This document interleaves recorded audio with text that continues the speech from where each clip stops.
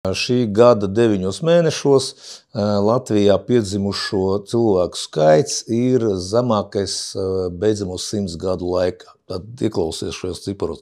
Beidzamo 100 gadu laikā. Vienkārši nemākulīgi, nekompetents vadīt valsti un vispār nedomāt par valsti. Pilnībā ignorēt, ciniski ignorēt valsts interesi, cilvēku interesi. Ja? Pilnīgi tiek ignorēt cilvēku interesi. Tas ir rezultāts, kāpēc mums visi tik slikti ar demogrāfiju. Mēs esam zaudējuši gandrīz 900 000 iedzīvotāju pēdējo 30 gadu laikā. Bez kariem, bez epidēmijām, bez kaut kādiem, teiksim, vulkānu izvirdumiem vai kaut kādām dabas katastrofām vai tehnogēnām katastrofām. Ļoti iespējams arī nākotnē veidosies jauns politisks spēks, kas nomainīs šos vecos stagnācijas spēkus, kas, būtībā ir korumpēti manā skatījumā. Tas ir mans viedoklis.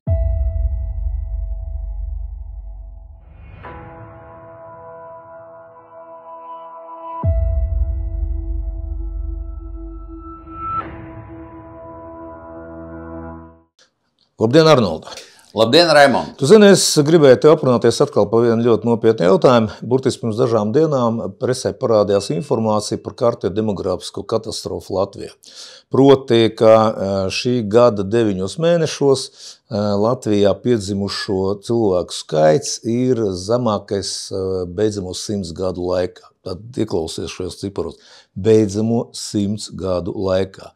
Otrs aspekts, tātad, ņemot vērā, ka šo te jaundzimušo skaits ir nedaudz vairāk par 10 000, mirušo skaits ir atkal divreiz lielāks, apmēram 20 000, un varbūt vēl, teiksim, gribētu pieminēt divus tādus ļoti nozīmīgus skaitļus. Pirmais, ka Latvijā šobrīd apmēram 1,8 miljonu iedzīvotāji, un kopš gada sākuma mēs esam jau zaudējuši 15 000. Tas ir tādas pilsētas kā Cēsis, Sigulda vienkārši. Iedomājies, ka, teiksim, vienā dienā nav iedzīvotāji šajās pilsētās, tādās kā Cēsis. Saprot? Tātad, un otrs moments, ka mums bija šie 2,7 miljoni iedzīvotāji 1990. gadā, un šobrīd mums ir 1,8 miljoni. Tātad es gribēju tev pajautāt vienu lietu. Noskaties, teiksim, ja mēs skatāmies šos skaitļus, 100 gadu laikā mazākais jaundzimušo skaits. Tu iedomājies, tas nozīmē, ka kara laikā, otrā pasaules kara laikā, kur mūsu vecāki ar tevi dzīvoja, ja, teiksim, tātad tas nozīmē, ka kara laikā dzīvo vairāk bērnu, ka cilvēki bija apdraudēti ik dienu, ik minūti, ik sekundi, teiksim, karš visapkārt, postaža, iespēja tikt nogalinātam. Un vienalga bērnu dzīva vairāk nekā dzims šobrīd. Otrkārt, mēs esam zaudējuši gandrīz 900 000 iedzīvotāju pēdējo 30 gadu laikā. Bez kariem, bez epidēmijām, bez kaut kādiem, teiksim, vulkānu izvirdumiem vai kaut kādām dabas katastrofām vai tehnogēnām katastrofām. Tad mums ir Rīgā, kas bija gandrīz miljonu pilsēta 90. gadā.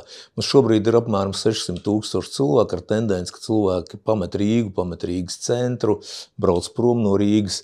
Secinājums viens, klausies, mums ir kārtējā negatīvā demogrāfiskā katastrofa.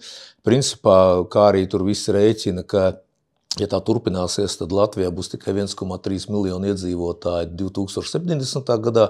2070. gadā, es domāju, ar Arnoldu, ar visu, kā saka, mūsu attieksmi, bet mēs nenodzīvosim līdz 2070. gadam. Bet šie cipari ir pat nesatraucoši, tie katastrofāli. Tas vienkārši nozīmē, ka vienkārši nebūs cilvēku, nebūs iedzīvotāji. Un vēl viena, protams, lieta ir vecuma tātad struktūra. Pensionāri un veci cilvēki kļūst aizvien vairāk, jaunieši praktiski kļūst aizvien mazāk un būs vēl mazāk. Tad jautājums, no kurienes tad būs šie biznesa cilvēki, no kurienes būs šie strādnieki, no kurienes būs nodokļi, no kurienes būs jaunie policisti, jaunie, teiksim, virsnieki, karavīri, kur viņi radīsies, ja nav jaundzimušo, ja nav bērnu. Lūdzu, Arnold, vārds tev. Jā, es arī dzirdēju par šiem skaitļiem, par šo statistiku, nelabvēlīgo priekš Latvijas, un kas būtiski ietekmēs mūsu nākotni. Es jau iepriekšējos raidījumos vairāk kārt izteicos, kāpēc šī situācija ir tāda, kāda viņa ir. Ja? kad vienkārši cilvēki ir nostādīti tādā situācijā, ka viņi domā, vai radīt pēcnācējus, tas ir bērnus, ja, vai viņi spēs izaudzināt šos bērnus, ja, jo tagad cilvēki domā agrāk nedomāja, agrāk bija tāda apstākļa arī kara laikā, kad cilvēki nedomā un izaudzināja tos bērnus. Nebija tādas tendences negatīvas kā šodien, kas nāk no mūsu valdības, kas pēdējo 20 gadu laikā ir aritmētiskā progresijā pieaugusi negatīvā ziņā. Ja? Tātad viss, kas ir noticies, ja? Tātad visas sociālās problēmas, kā tu zini, medicīnā, izglītībā, biznesā, uzņēmējdarbībā, visur mums ir negatīvi, ja? Viss rādītāji negatīvi. Ierēģņu skaits aug, īpatsvars aug, un viņiem viss ir labi. Ja vajag naudu, viņi aizņemās, par iedzīvotājiem neviens nedomā, nodokļu sloks paliek arvien lielāks. Apstākļi, kādos dzīvo uzņēmēji un strādā, nav nekas saprotams par nākotni, likumdošana var mainīties, jebkurā viņi nav stabili, nav patstāvīgi. Tas ir viens no tādiem nosacījumiem stabilam biznesam, stabilai uzņēmēji darbībai, ka likumdošanai jābūt ir stabilai un konkrētai un zināmai ilgtermiņā, nevis, ka viņi var pamainīt tā, kā valdībai patīkās un ir izdevīgi, ja, lai iekasētu kaut kādas nodokļus jaunas un tā tālāk un tā tālāk. Ja. Es varu teikt, visās nozarēs tā problēma ir tāda, un es joprojām pieturos pie savu viedokļu, tad profesionālisms, ja, profesionāli cilvēki, kad trūkst profesionāli cilvēki, viņi nerodās jauni, ja, un līdz ar to tiek pieņemt lēmumu, kas ir nepareizi, kas traucē mūsu izaugsmē, tautsaimniecībā, sociālā, ja, tad es to redzu ikdienā. Ikdienā to redzu. Un tas ir tas rezultāts, un tālāk būs vēl sliktāk. Es redzu, kad Latvijā ieceļo daudz citu nāciju cilvēki, un būs varbūt tā kā Anglijā vai kur teiksim, Angļu pamatiedzīvotāji var sastapt kaut kādos tur ārpus Londonas kaut kādās, pilsētās. Kā var teikt, viņiem ir liela īpašuma, tas ir no iepriekšējiem laikiem, bet būtībā, ja tu staigā pa Londonu, tad tur redz, krāsainās, cilvēks, krāsainos, kā var teikt, indusus un no Āfrikas kontinenta cilvēks visvairāk, ja, kas, tā ir tā realitāte. Mēs arī sākam virzīties uz to pusi, ja, jo latvieši izbrauc, meklē sev izdevīgāks dzīves apstākļus, drošību. Arī šodien, ja mēs runājam par drošību, mums arī nav nekāda drošība. Tas pats aizsardzības ministrs, pat ir jauns aizsardzības ministrs, mums sprūts. Es domāju, ka vajadzēja sakarā ar kara draudiem nākt klajā ar kaut kādu preses konferenci un pastāstīt cilvēkiem, kāda mums ir situācija ar drošību šeit. Ja, jo daudzi tiešām, es esmu saticies daudziem cilvēkiem, aiz drošības apsvērumiem vienkārši emigrē uz Spāniju. Tad daudz pērk Spānijā īpašums, tur ir daudz labāk, sociālā nodrošinātība un citi apstākļi ir daudz augstākā līmenī nekā šeit, un cilvēkam ir iespējas atļauties to darīt, brauc projām. Tagad nākotne bēdīgi, ja, un tad es uzskatu viennozīmīgi vainīgi valdību, un cilvēkiem pašiem ir jādomā, par ko vēlēt nākotnē. Iespējams, ka kaut ko var labot, vērst par labu, iespējams, ka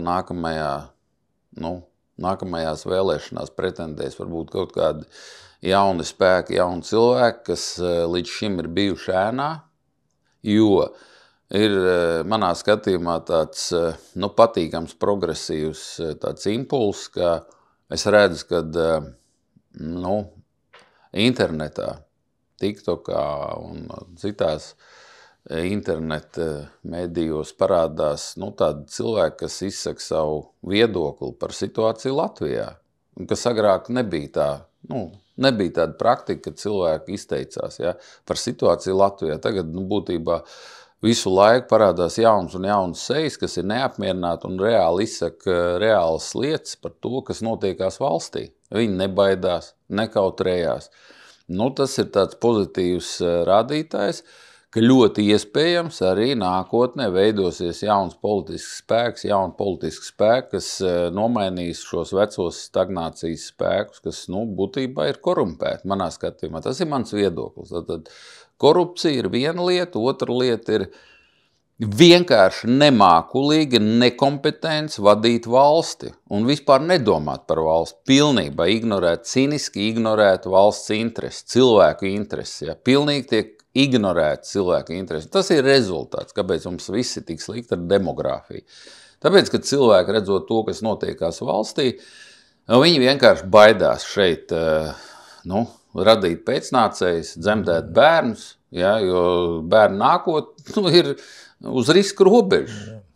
Kas notiks, kādu viņi izaugs? Es arī domāju par saviem bērniem. Es arī izskatīju iespēju jaunākiem bērniem, emigrēt kaut kur un iegūt izglītību citā valstī, kur ir sociālā nodrošinātība daudz augstākā līmenī, kur ir drošība. Protams, es esmu patriots. Es gribētu, lai mani bērni iegūtu zināšanas un dotu pienesumu Latvijas valstī, mūsu sociālajai attīstībai, ekonomiskajai attīstībai, mūsu labklājībai, mūsu valsts, domāt par mūsu valsti valstiski.